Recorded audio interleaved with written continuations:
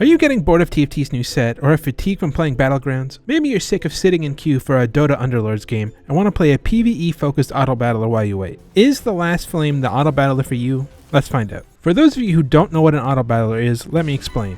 While you control what units you field, their equipment, and starting position, once the round starts, the characters pilot themselves so either your team loses or wins. It's a simple formula that when done well is addicting due to the crazy combinations players can pull off and the strategic depth involved. The Last Flame has a lot going for it in that regard. There's a variety of heroes to recruit, each one comes with an active ability they can use when they have enough mana, and a passive. When heroes level up, the player has to select an attribute to increase or at certain levels one of 3 random passives to give the hero. Heroes can have up to 3 different passives going. This, along with all the different equipable items and team-wide passives the player can acquire, allows for varied combinations. Not to mention the rebirth system that alters heroes even further. Now, when a player starts up a run, or a new game if you're not familiar with the term, you progress up a map filled with various enemies of different difficulties, shops, and events. Clear 3 maps and you win, or a 4th hidden one if you fulfill some conditions, which aren't hard to do. If you have played Slay the Spire before, you'll be really familiar with this system. It's tried and true and it works here with no problems. The vanilla game mode has 5 different difficulties, but if that's not enough, you can make it even harder in custom mode. There's also an endless mode and specific challenge modes that fundamentally change the game, like One Man Army.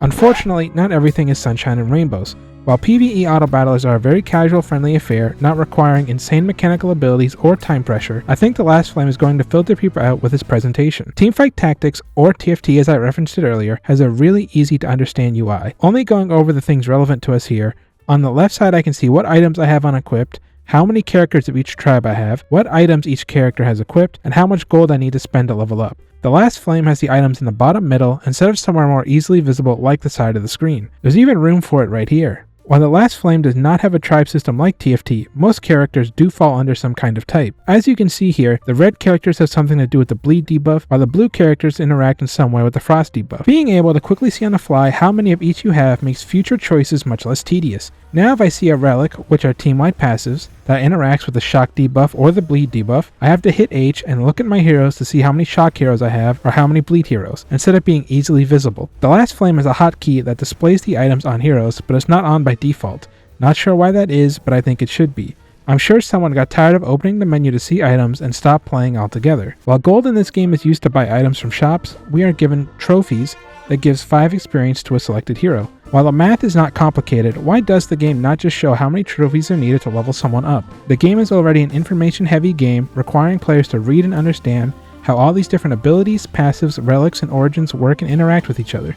These changes would go a long way to making the game feel not only better to play, but more accessible. Oh, in case you're wondering what origins are, it's basically another team-wide passive they can only have one of. Now the big sticking point for this game is going to be the content. This game is $26 Canadian. If really experimenting with different comps or game modifiers does not interest you, then there's barely any content here.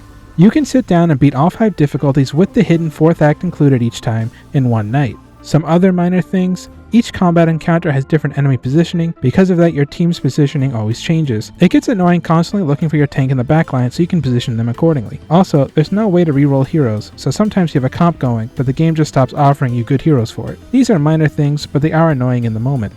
The Last Flame has a good core gameplay loop, but the presentation could be improved and the content could be filled out more. If you enjoy the theory crafting aspect of auto-battlers the most and don't mind running the same content, plus or minus different difficulty levers, then the Last Flame is great and you should be able to get your money's worth min-maxing a build with the most psychotic of modifiers. For everyone else, I'd say wait for a sale. I don't think the average player will find enough here to justify almost $30, but on discount this is a no-brainer for people that enjoy PvE auto-battlers or are curious about them. If you have played the Last Flame before or want to discuss something shown here, leave a comment below. If you liked the video, hit that thumbs up button and subscribe if you haven't, it helps the channel grow. My name's Yul and I'll see you in the next one.